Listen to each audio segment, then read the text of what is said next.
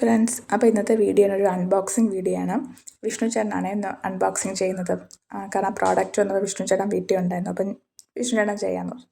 ഞാൻ ആ വീഡിയോ എടുത്തേന്നിട്ട് ഇതിൻ്റെ അലമാരയ്ക്കകത്ത് ഷർട്ട് തൂക്കുന്നത് ഇച്ചിരി വലിയ സ്പേസാണ്. അപ്പോൾ അവിടെ ഒത്തിരി തുണികൾ നമുക്കൊന്നും വയ്ക്കാൻ പറ്റില്ല. അപ്പോൾ അങ്ങനെ വയ്ക്കാനായിട്ട് ഞാനൊരു ഇങ്ങനെ തട്ട് പോലത്തെ ഒരു സ്റ്റാൻഡ് ആമസോണിൽ നിന്ന് വാങ്ങിച്ചതാണ്.